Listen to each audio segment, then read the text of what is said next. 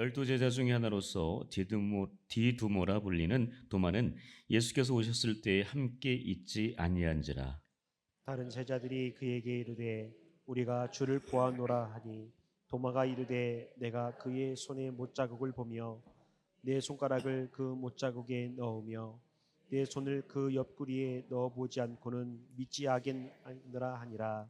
여드레를 지나서 제자들이 다시 집 안에 있을 때에 도마도 함께 있고 문들이 닫혔는데 예수께서 오사 가운데 서서 이르시되 너희에게 평강이 있을지어다 하시고 도마에게 이르시되 내 손가락을 이리 내밀어 내 손을 보고 내 손을 내밀어 내 옆구리에 넣어보라. 그리하여 믿음 없는 자가 되지 말고 믿는 자가 되라. 도마가 대답하여 이르되 나의 주님이시요 나의 하나님이시니이다. 예수께서 이르시되 너는 나를 본고로 믿느냐 보지 못하고 믿는 자들은 복되도다 하시니라. 이는 하나님의 말씀입니다. 아멘. 우리 옆 사람이 한번 인사하겠습니다. 하나님의 은혜와 사랑이 충만하시길 바랍니다. 네. 오늘 날씨가 너무 좋죠. 네, 날씨가 좋아서 어디 놀러 갔다 오셨죠? 우리 어디 갔다 오셨어요? 강화. 아이고 우리 서건사님 참 너무 행복하게 갔다 오신 것 같습니다. 우리 어르신도 오늘 행복한 시간을 보내고 오셨거든요. 네. 다른 분들 어디 좋은데 안 가시고 오늘 이 자리에 오셨네요. 저는 고세진 목사랑 저랑 예배만 드릴 줄 알았어요. 네. 그랬더니 오늘 이 자리에 이렇게 함께 해주셔서 너무나 감사하고 하나님의 은혜와 사랑 속에서 날마다 행복할 수 있기를 축복합니다. 아멘. 네. 혹시 중록원이라는 데를 아십니까? 중록원. 네.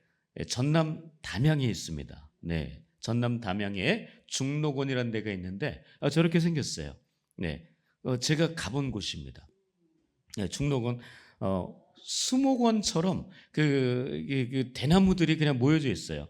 그 수목원에는 나무들이 있잖아요. 네, 수목원에 가서 뭐 해요? 산림욕 하시잖아요. 중록원에 가면은 중림욕을 합니다. 예, 그 욕하는 거 아니에요. 네, 욕하는 게 아니고 중림욕. 그러니까 이제 그 대나무 숲 사이에서 아주 좋은 산림욕보다 훨씬 더 좋다고 하네요. 그러니까 2배, 3배 정도의 좋은 것들을 얻을 수 있는데 특별히 이게 그 대나무에서 나오는 그 기운을 통해서 우리 혈액도 맑아지고 몸의 저항력도 좋아지고요.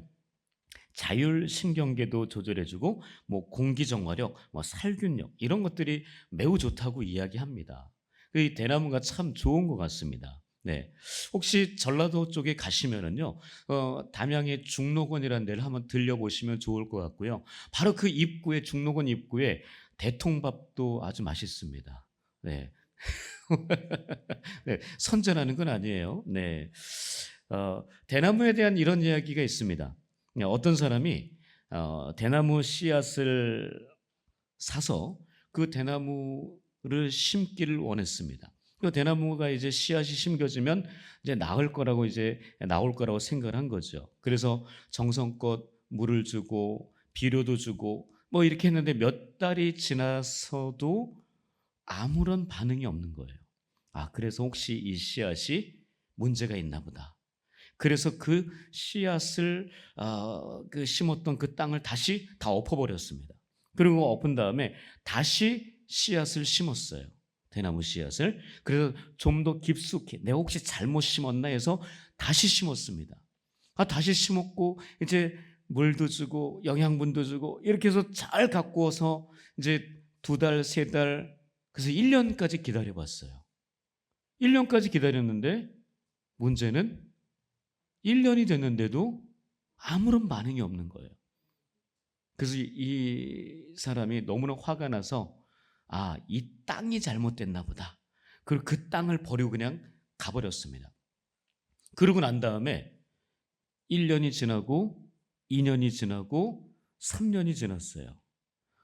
그리고 4년이 지났습니다. 그런데 아무런 그 씨앗에 대한 반응이 없는 거예요. 이게 끝났나 보다. 이게 진짜 잘못된 씨앗이었나 보다 생각을 했는데 웬걸요? 5년째가 되었는데 5년째부터 갑자기 벌써 이게 보여주면은 이렇게 다 이게 들통났어요. 네. 네. 그 오늘 이혁영 권사님이 오늘 그 일을 하셔서 지금 은수가 지금 저기 위에서 하고 있거든요. 그 은수한테 한번 박수 한번 해주십시오. 네. 네, 지금 일어나서 인사도 했어요. 네, 못 보셨죠? 저는 봤습니다. 네. 자, 그 대나무가 모소 대나무라고 불립니다. 저것은요, 5년 만에 이제 자라기 시작하는데 하루에 50cm씩 자란대요. 그러니까 그 4년까지는 안 자라는 거야. 아무것도 반응이 없어요. 근데 5년째가 돼야 비로소 하루에 50cm씩 자라는데 6주 동안에 약 15m에서 20m까지 자란대요. 그 모소대나무래요. 그래서 그 중국을 포함해서 극동 지역, 동아시아 지역에 이렇게 많이 심겨져 있는 대나무인데요. 저 대나무가 집 인테리어 하는데 최고급 재료로 쓰인대요. 자, 그런데 그 5년이 되기 전까지 이 대나무가 그러면 그건 무엇을 했을까? 아니 갑자기 그렇게 자라는 저도 좀 자랐으면 좋겠어요. 네. 아니 50년이 됐는데 안 자라더라고요. 네.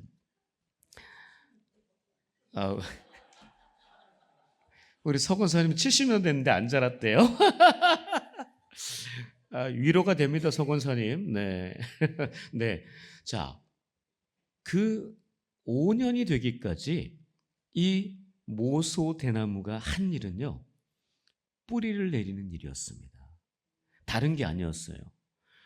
뿌리를 깊숙이, 더 깊숙이, 더 깊숙이 5년이라는 그 시간 동안을 내리는 겁니다. 이게 모소 대나무의 능력이었습니다. 그러니까 우리가 그 건물을 지을 때, 높은 건물을 지을 때, 고층 건물을 지을 때 바닥 공사 기간이 매우 긴 것을 우리는 알 수 있습니다. 네, 우리 여기는 여기 지하가 없잖아요. 그냥 이게 건물 세우기만 하면 되는 거잖아요. 그러니까 지하 바닥 공사 기간이 이건 없어요. 그러나 아파트든 빌딩이든 그 지하에 그 깊숙하게 더 깊게 그 기간들을 보내잖아요. 그러면 더 높은 건물. 여러분 그 우리나라 최고층 빌딩이 어디예요?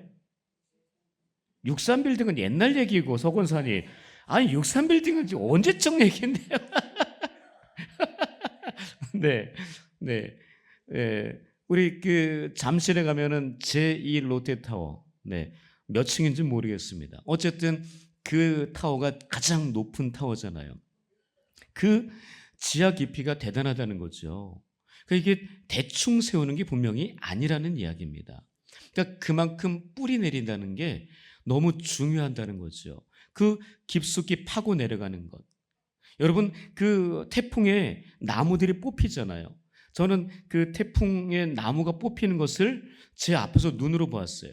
그 집에서 아파트에서 보는데 그 진짜로 제가 하남에 살 때거든요. 그때 이 태풍이 그때 매미였는지 네, 메뚜기였는지 모르지만 어쨌든 간에 그렇게 태풍에 의해서 나무가 뽑히는 것을 봤어요. 근데 그 나무가 왜 뽑혔는지는 전 알아요. 그러니까 신도실에서요, 나무를 옮겨다 심었거든요. 옮겨다 심으니까 그 뿌리가 약해요. 약할 수밖에 없죠. 그러다 보니까 어쩔 수 없더라고요. 자, 우리의 신앙도 너무 얕게 뿌리를 내리면 더 높이 자랄 수가 없습니다. 그러니까 어떻게 보면은요, 이 5년이라고 하는 이 시간 동안에, 5년이라고 하는 이 시간 동안에 이 지금 이 모소 대나무는 그렇게 뿌리를 깊이 내리면서 그렇게 쭉쭉쭉쭉 자랄 수 있었다는 거죠. 우리 신앙도 마찬가지예요. 우리 신앙도 조금 더 자라려면 깊숙이 뿌리 내리는 시간이 있어야 되는 거죠. 여러분, 그 예수님의 제자들도 3년 동안이라는 그 귀한 뿌리 내리는 시간이 있었어요. 주님이 3년 동안 훈련시켰잖아요. 3개월이 아니었습니다. 3년이었어요. 여러분, 3년이 짧은 시간은 아니거든요. 그리고 나서 예수님이 십자가에 달려 돌아가시고 나서 부활하셨죠. 네, 며칠 만에? 3일 만에. 3일 만에 부활하셔서 이 땅에 며칠 동안 계셨어요? 네? 며칠이요? 40일. 네. 40일. 그래서 사순절 우리가 보내는 거 아니에요. 네. 그리고 마지막 열흘. 네. 열흘.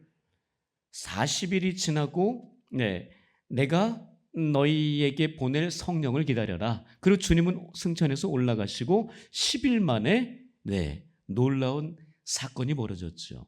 바로 모순절 마가다락방에 성령의 불이 임한 사건. 바로 우리는 그 시간들이라고 하는 것이 너무나 소중한 시간들이라는 것을 깨달아야 됩니다. 지금 어떻게 보면은요, 우리 자녀들 있잖아요. 우리 자녀들 학교도 힘들어하고 직장 가기도 힘들어하고 결혼도 힘들어하고 여러 많은 것들이 있잖아요. 자녀 낳는 것도 힘들고 이런 모든 것들이 여러분 우리가 조금 더 기다려줘야 되거든요. 이게 뿌리 내리는 시간이라고 저는 생각이 듭니다. 우리 아이들의 그 신앙의 그 시간들을 우리 어른들이 조금 더 기다려줄 수 있어야 돼요. 그 아이들을 너무 조바심 나게 조급하게 다그치고 그러면 이게 될 일도 잘 안 되잖아요. 여러분, 모소대나무 아무런 싹이 보이지 않았습니다. 그러나 5년 뒤부터 쭉쭉쭉쭉 자라는 걸 보십시오. 바로 그때를 우리는 기다려야 되는 거예요. 우리가 정말 그 기다림, 인내, 그 인고의 시간이 없으면 안 되는 거죠.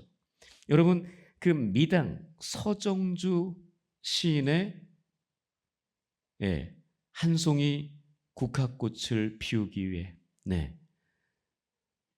봄부터 소쩍새는 그렇게 울었나 보다. 한 송이 국화꽃을 피우기 위해 천둥은 먹구름 속에서 또 그렇게 울었나 보다.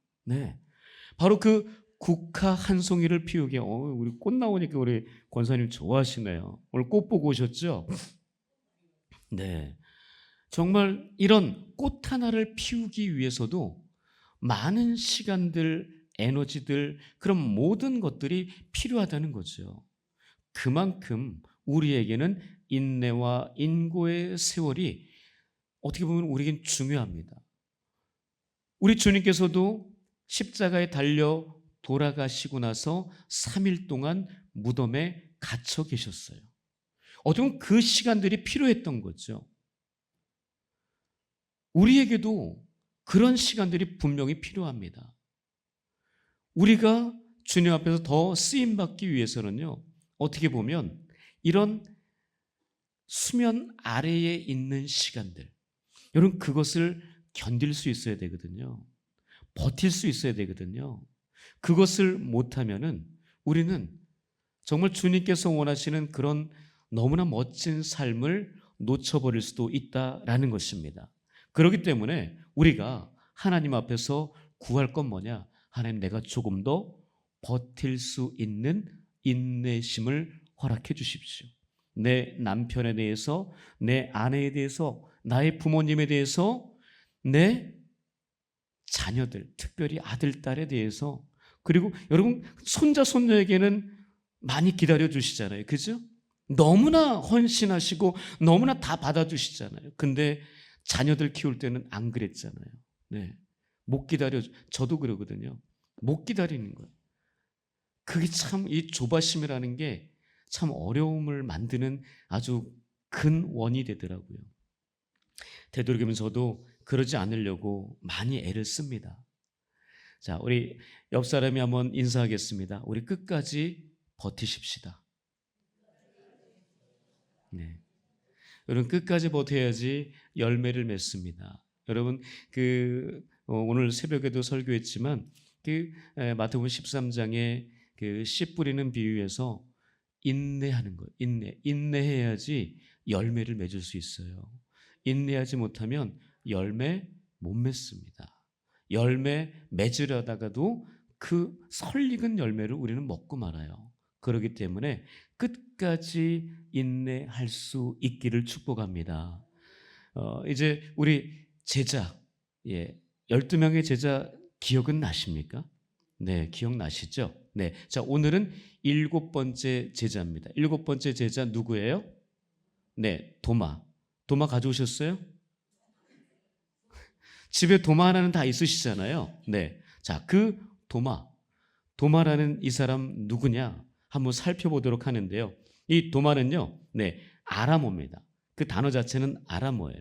그리고 디두모, 오늘 본문 24절에 보면은 디두모라 불리는 도마라고 이야기하죠. 디두모는요, 헬라어입니다. 근데 이 디두모와 이 도마, 의미가 뭐냐? 쌍둥이라는 의미를 가지고 있어요. 그러니까 헬라어로 디두모는 쌍둥이, 아람어 도마는 쌍둥이.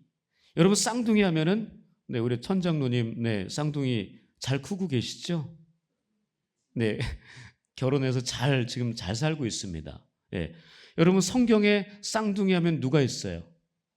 구약 성경에 야곱과 에서. 아, 왜 거꾸로 얘기하세요? 에서 서운하게. 누가 형이에요? 에서가 형이잖아요. 왜 야곱과 에서라고 그러세요? 에서와 야곱이죠. 네. 에서와 야곱. 네. 그럼 그 아빠는요? 네, 저기예요. 네. 네, 이삭. 엄마는 리브가. 네, 좋습니다. 예. 엄마 아빠 그 정도는 알아야죠. 네. 자, 쌍둥이 하면 딱 그 애곱과 야설에. 아이고 참네. 네. 네. 에서와 야곱이 기억나야 되는 거죠. 그러니까 이 디두모가 이 지금 쌍둥이란 뜻이잖아요. 도마도 쌍둥이란 뜻이고. 그러니까 참 이 쌍둥이 중에 지금 이 도마는 예수님의 제자가 됐잖아요. 참 다른 것 같아요. 형인지 동생인지 모르지만 같은 뱃속에서 나오고 동시에 나왔지만 한 놈은 예수님의 제자가 됐고 또 한 놈은 예수님의 제자가 아니었던 거죠. 참 그게 다르다는 것을 볼 수 있습니다. 에서와 야곱에서도 보듯이 다르잖아요. 바로 그런 모습처럼 누구나 같은 뱃속에서 나왔어도 동시에 태어났어도 누구는 예수님의 제자가 됐고 누구는 예수님의 제자가 되지 못했다는 것을 우리는 알 수 있습니다. 자, 그래서 이 도마의 이야기가요, 성경에 3군데가 나와요. 그런데 공교롭게도 다 요한복음에만 등장해요. 물론 이제 예수님의 12제자 이름 나올 때는 다른 복음서에도 등장하거든요. 그러나 요한복음에만 이 도마의 이야기가 등장한다는 거예요. 자, 첫 번째는 그겁니다. 나사로 부활 사건 때 도마가 등장하고요. 그게 요한복음 11장입니다. 그리고 다락방 강화설교. 다락방 강화설교는 요한복음 13장부터 17장까지 진행되거든요. 그 중에서 14장에서 도마가 이야기하는 이야기가 또 나와요. 자, 그리고 마지막 요한복음 20장, 오늘 본문이에요. 부활 사건 이후에 주님과의 만남 속에서 도마의 이야기가 나오고 있습니다. 자, 이것을 하나하나 좀 살펴보는데, 자, 도마를 통한 이 3가지 교훈이 있습니다. 첫 번째 이것입니다. 희생하고 헌신하는 용기를 소유하라 라는 것입니다. 자, 요한복음 11장 16절 한번 읽어볼까요? 자, 시작. 우리도 주와 함께 죽으러 가자. 전 누가 얘기했을까요? 그죠? 지금 도마 얘기하고 있잖아요. 도마가 얘기한 거예요. 우리도 주와 함께 죽으러 가자. 자, 배경은 그렇습니다. 자, 요한복음 11장은요. 여러분 요한복음 11장 한번 이렇게 손 높이 한번 들어보세요. 자, 손 높이 들어보세요. 네. 자, 손 높이, 우리 성원사님은 한쪽밖에 못 들어요, 지금. 손 높이 들면, 여러분 이게 11자가 됩니까? 11자가 딱 돼요? 네, 11자. 네. 제가 이거 요한복음 11장 잊어먹지 말라는 거예요. 요한복음 11장, 네. 누가 지금 부활한 거예요? 예수님이 어떻게 요한복음 11장에서 부활합니까? 죽지도 않았어요, 그때는. 네. 나사로가 부활한 거예요, 나사로가. 지금 요한복음 11장 하면 나사로가 두 손 들고 부활한 거예요. 그러니까 요한복음 11장은 절대 못 잊어먹습니다. 두 손 높이 들고 11장이잖아요. 그래서 지금 그래서 해보자는 거예요. 자, 요한복음 11장은 나사로가 부활한 장이에요. 근데 예수님이 다른 곳에서 복음을 전하고 있었어요. 근데 자기 친구 나사로가 죽었다는 이야기를 사람들로부터 들었습니다. 그런데 이 예수님께서 친구가 죽었다고 하니까 가자. 나사로가 있는 집으로 가자. 지금 그랬는데 지금 다른 제자들이 다 말립니다. 왜냐하면 바로 전에, 얼마 전에 그곳에서 예수님이 어려움을 당할 뻔했거든요. 돌로 맞아 죽을 뻔했어요. 왜냐하면 유대인들이 다 싫어하거든요. 맨날 그 비판하고 그러니까 싫어하죠. 그런데 그곳을 다시 가자고 하니까 다른 제자들이 싫어하는 겁니다. 주님 거기 가시면 안 됩니다. 또 어려움 당하려고 왜 가려고 하십니까? 그때 유일하게 도마가 저 이야기를 한 거예요. 우리도 주와 함께 죽으러 가자. 여러분, 도마가 굉장히 저는 그 마음 가운데 희생하려고 하는 마음과 정의로운 마음이 있다고 생각이 들었습니다. 바로 예수 그리스도, 자기 스승이잖아요. 자기 스승이 가자고 하니까 순종해서 같이 가면은 분명히 어려움 당할 거 알거든요. 그렇지만 그럼에도 불구하고 나의 스승이 가니까 나도 따라가야 되겠다라고 하는 그 마음이 그 도마 안에는 있었다는 겁니다. 여러분, 도마하면은 그냥 그 요한복음 20장만 생각하고 그 의심 많은 놈 이렇게만 생각하잖아요. 근데 도마는 이 부분도 있었습니다. 희생하고 헌신하는 그런 용감함이 있었다는 거예요. 주님과 함께, 내가 주님과 함께 가겠다. 여러분, 베드로도 그런 거 아니었습니까? 다 주를 버릴지라도 내가 절대로 주님을 배신하지 않겠습니다. 여러분, 그러나 그가 배신했어요? 그죠? 배신하고 말았어요. 그래서 베드로예요, 배시예요.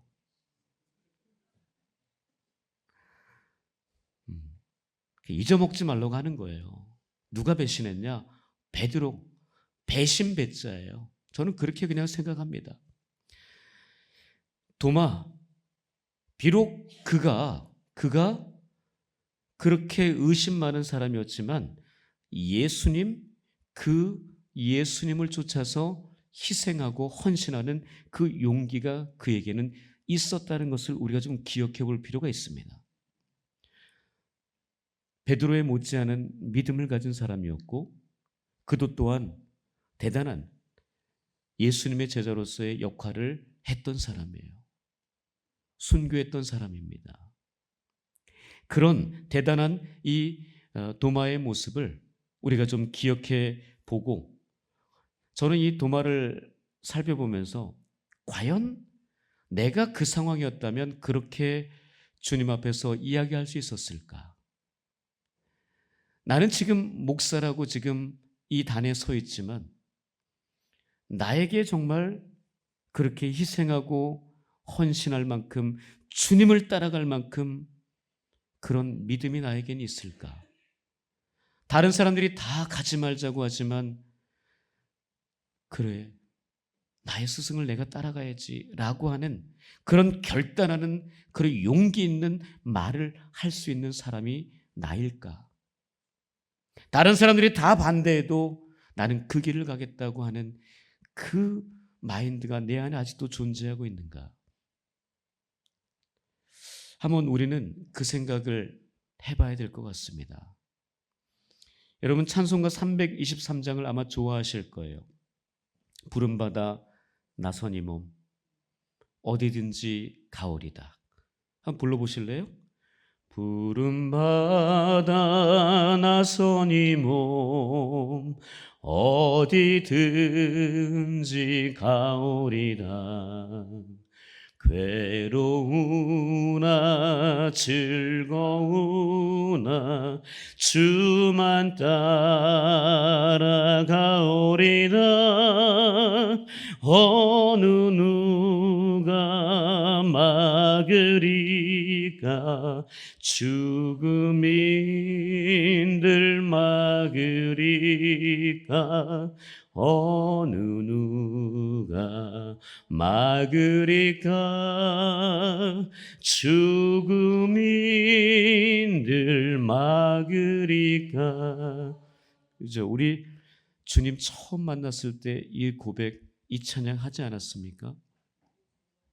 정말 내가 주님 만난 그 기쁨이 너무나 커서 내가 어디든지 가겠다고, 괴로우나 즐거우나 내가 주만 따라가겠다고, 그런 믿음의 고백 다 해보셨을 것입니다. 그러나 지금은 어떻습니까? 지금도 그렇게 자신 있으세요? 지금도 자신 있다면 정말 대단하신 겁니다.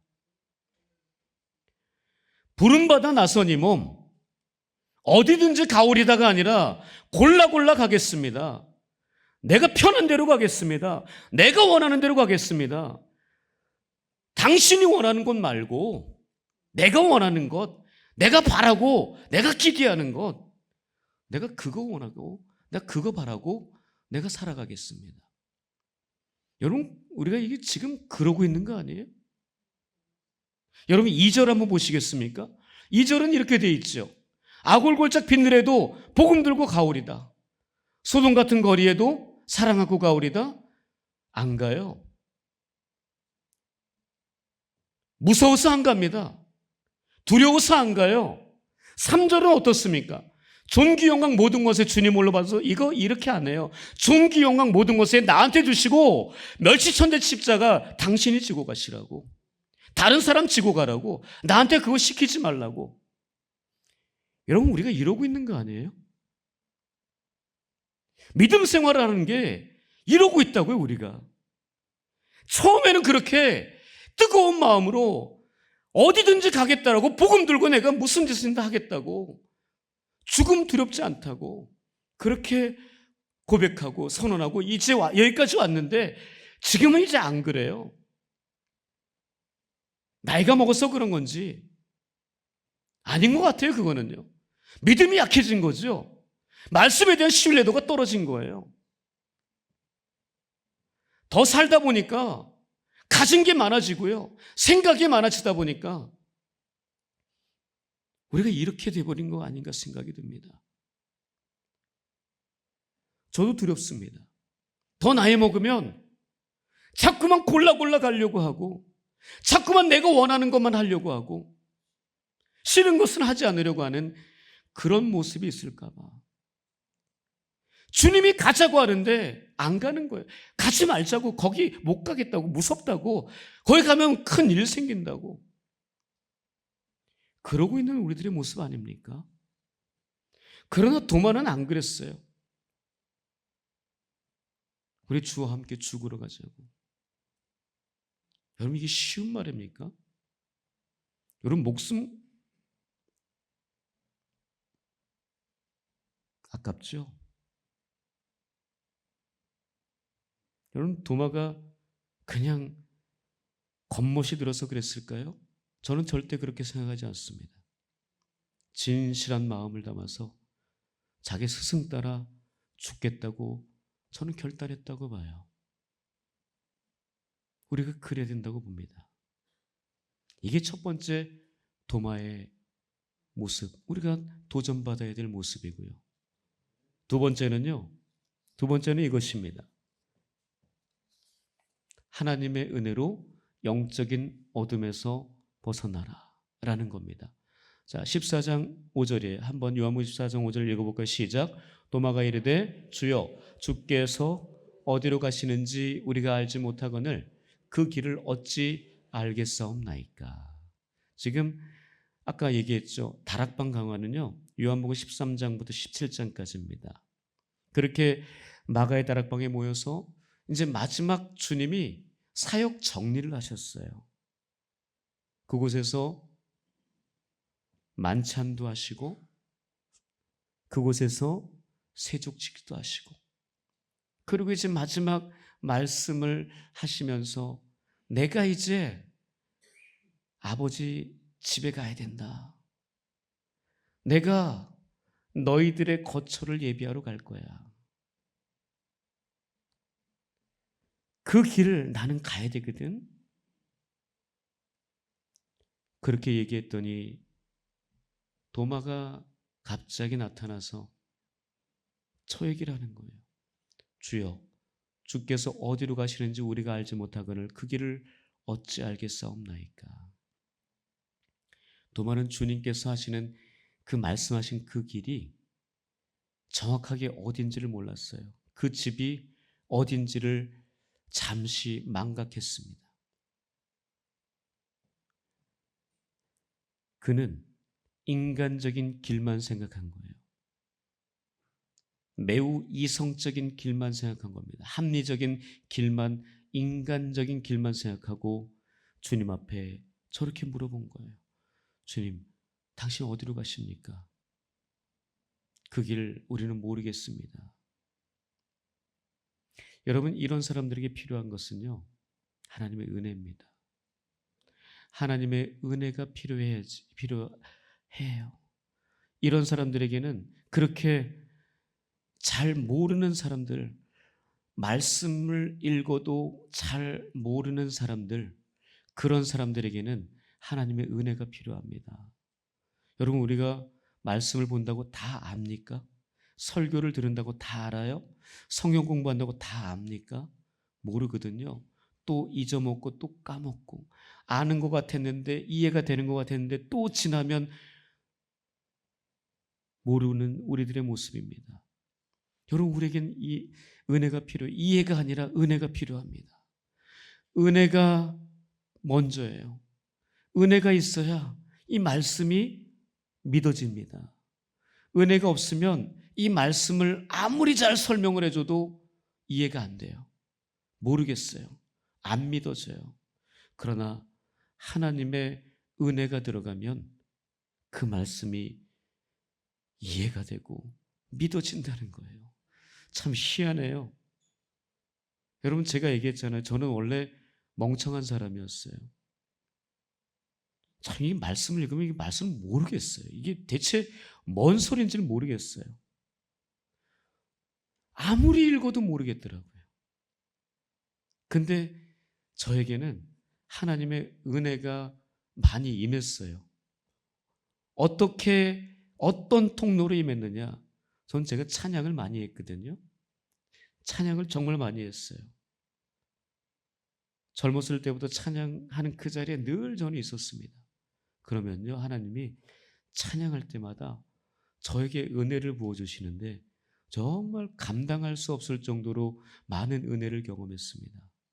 여러분, 그러면서요, 제가 신학교 들어가서 말씀이 이해가 되더라고요. 그전엔 이 말씀이 읽어도 이해가 안 됐는데 그때부터 이해가 되기 시작하니 참 희한하더라고요. 여러분, 하나님의 은혜가 필요하더라고요. 말씀 우리 잘 이해 안 될 때, 주님이 뭔 얘기하시는지 이해가 안 될 때, 선지서 읽으면서, 서신서 읽으면서, 역사서를 읽으면서, 예언서를 읽으면서 이해가 안 되잖아요. 은혜를 구하십시오. 그 은혜가 우리에게 믿음을, 그 은혜가 우리에게 말씀을 이해함을 분명히 허락하실 줄 믿습니다. 그 은혜를 사모하실 수 있기를 바랍니다. 아멘. 자, 세 번째입니다. 세 번째는요, 자, 의심을 버리고 믿음을 회복하라. 도마가 그렇습니다. 자, 요한복음 20장 오늘 본문인데 24절을 읽어볼게요. 시작. 12 제자 중에 하나로서 디두모라 불리는 도마는 예수께서 오셨을 때에 함께 있지 아니한지라. 상황은 잘 아시죠? 예수님이 십자가에 못 박혀 돌아가시고 나면 3일 만에 부활하셨습니다. 근데 부활하신 주님께서 제자들에게 나타나셨어요. 근데 문제는 도마가 없었던 거예요. 다 있는데 도마가 없었던 거예요. 도마가 없는 그 상태가 돼서 못 만났어요, 주님을.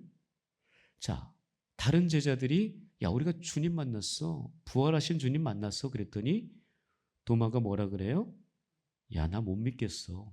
내가 그 옆구리에 손 넣어보지 않으면 나 모를 것 같아. 그 손의 못자국 내가 만져보지 않으면 난 모를 것 같아. 이렇게 이야기를 하는 거죠. 자, 그러고 나서 그냥 지나갔어요. 그런데 며칠 만에, 여드레 8일 만에 주님이 다시 나타나셨습니다. 다시 나타나셔서 도마에게 야, 너 일로 와봐. 만져봐. 야, 손 넣어봐. 한번 27절 한번 읽어볼까요? 자, 시작. 도마에게 이르시되 내 손가락을 이리 내밀어 내 손을 보고 내 손을 내밀어 내 옆구리에 넣어보라. 그리하여 믿음 없는 자가 되지 말고 믿는 자가 되라. 저거였습니다. 참 저는 이 도마의 이 모습을 보면서요, 우리가 되게 우스꽝스럽게 생각을 하는데 여러분, 도마에게는 너무나 중요했거든요. 다른 제자들이 다 봤다고 하는데 본인만 못 본 것에 대한 아쉬움도 있지만 나는 그 주님을 내 눈으로 내 손으로 만져보지 않으면 난 못 믿겠다라고 하는 그런 좀 더 확실한 믿음을 갖고자 하는 그 마음도 저는 있다고 보거든요. 그러나 더 중요한 것은 방금 주님이 말씀하신 것처럼 믿음 없는 자가 되지 말고 믿는 자가 되라. 그러니까 보이지 않는 것, 그것 또한 믿어야 된다는 얘기를 하는 거죠. 여러분, 믿음이란 게 그거 아니에요? 보이는 것만 믿는 것은 진짜 믿음이 아니죠. 보이지 않는 것을 믿을 수 있는 것이 믿음입니다. 여러분, 주님 보셨어요? 예수님 만나보셨어요? 하나님 보셨습니까? 근데 왜 믿으세요? 여러분, 그게 진짜 믿음이에요. 아니, 2000년 전에 주님 그 이스라엘 땅에 오셨다는데 그분 보셨습니까? 오병이어 기적 일으키는 거 보셨어요? 물 위를 걷는 거 보셨습니까? 근데 우린 믿어요. 여러분, 그 믿음이 더 대단한 거예요. 그러니까 지금 이 도마에게 하신 말씀이 그 말씀이에요. 야, 보는 게 다가 아니야. 보지 않고 믿는 믿음이 더 큰 거야. 그 이야기를 하시는 겁니다. 믿음 없는 자가 되지 말고 믿음 있는 자가 되라고 우리에게 말씀하십니다. 믿음 있는 운양인들 될 수 있기를 축복합니다. 믿음 없어서 그렇게 어려움 당하지 마시고 믿음 있는 그런 사람들이 되셔서 정말 주님 보시기에, 하나님 보시기에 너무나 사랑스러운 그 모습이 될 수 있기를 축복합니다. 히브리서 11장 6절에 이렇게 기록되어 있죠. 믿음이 없이는 하나님을 기쁘시게 할 수 없다고. 그러니까 믿음만이 하나님을 기쁘게 할 수 있다는 거예요. 그 믿음은 보이는 게 다가 아닌 보이지 않는 것을 믿는 믿음. 히브리서 11장 1절은 뭐라 그래요? 예? 히브리서 11장 1절에서 뭐라 그럽니까? 믿음은 바라는 것들의 실상이요 보이지 않는 것들의 증거다라고 이야기하잖아요. 믿음이 바로 그런 거예요. 보이지 않는 것을 믿는 그 믿음, 그것이 하나님을 기쁘시게 한대요. 하나님 보이지 않습니다. 예수님, 물론 꿈속에서 저도 보긴 봤어요. 그러나 보이지 않으세요. 그럼에도 불구하고 내가 믿을 수 있다는 것, 그분이 나의 주인이시고 내가 그분을 믿을 때 나는 구원받을 수 있다라고 하는 그 믿음, 여러분 그 믿음이 우리 가운데 다시 한번 회복되어질 수 있기를 축복합니다. 아멘. 우리 같이 함께 찬양하겠습니다.